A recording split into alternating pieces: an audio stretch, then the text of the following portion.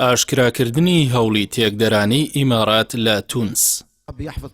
سەرۆکی ئەنجومەنی شورای بزوتنەوەی نەهزەی تونس عەبدولکەریم هارونی ڕایگەیاند کە ئیمارات هەوڵی داوە سەرۆکی کۆچکردووی تونس باجیقای سبسی بە پێدانی بەرتیل ڕازی بکات بۆ دوورخستنەوەی نەهزە لە دەسەڵات و ژیانی سیاسی. بەڵام سبسی وەڵامی داونەتەوە بەوەی کە تونس بۆ فرۆشتن نییە.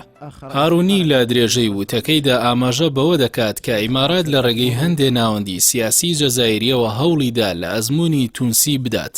بەڵام جەزایر وەڵامی داونەتەوە کە تونس هێڵی سوورە. لەم دواییانەدا هەندێ لە سەرکردەکانی بزوتنەوەی نەهزە و حیزبەکانی تری تونس بڕوایان وابوو کە داخوازی هەڵوەشانەوەی پەرلەمان و هەوڵی نانەوەی ئاژاوە لە وڵاتەدا لە دەرەوە ئیدارە و ئاراستە دەکرێت بە تایبەتی لەلایەن چەند قۆڵێکی میدیایی ئیمارات و میسرەوە بۆ لێدانی ئەزموونی دیموکراسی تونس. هەر لەو چوارچەوەیەدا ڕەفیق عەبدولسەلامی سەرکردەی تری بزوتنەوەی نەهزە لە دیمانەیەکی تەلەڤیزۆنی لەگەڵ کەناڵێکی تایبەتی تونسیدا ڕایگەیاند کە پێویستە ئیمارات دەست هەڵگرێت لەسەر تونس چونکە ڕۆڵی تێکدەرانی ئەو وڵاتە بۆ هەمووان ئاشکرا بووە.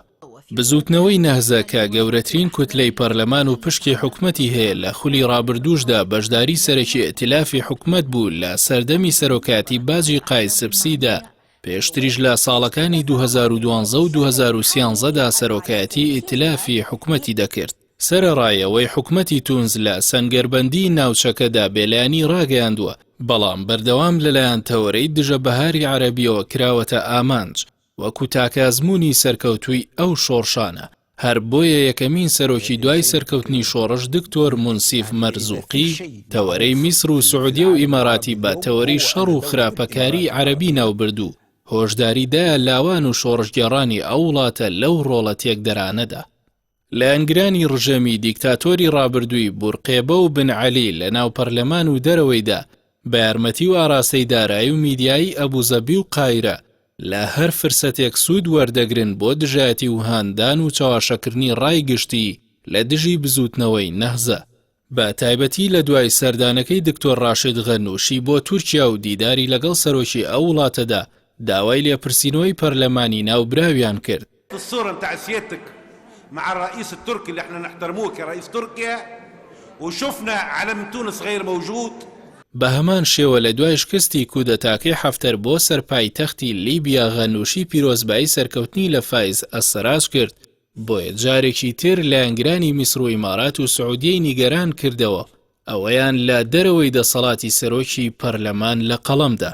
بۆیە لە ئەنگرانی ڕژەمی پێشوو ڕۆژی چواردەی حوزەیرانی ڕابردویان بە ڕۆژی ڕاپەڕین و خۆپیشاندانی گەورە بۆ ڕوخاندنی پەرلەمان و حکومەت دیاری کرد.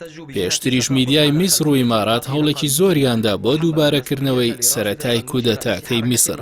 بەڵام لەو ڕۆژەدا و سەرەڕای سەخاوەتیەکی زۆر لە بەخشینەوەی خەڵات بە خۆپیشاندەران کەمتر لە 500 کەس ئامادەی خۆپیشاندانەکە بوون و پلانەکە شکستی هێنا. لەو بارەیەوە سکرتێری پارتی کۆماری عیسام ئەشابی ڕایگەیاند ئەوە دووەمین جارە هەوڵی کودەتا شکست دێنێت. بۆیە بێدەنگی دەسەڵاتداران بەرامبەر دەستدرێژی میدیایی ئاراستەکراوی میسر بە پشتیوانی دارایی ئیمارات هیچ مانایەکی نییە و دەبێ هۆشیار بین.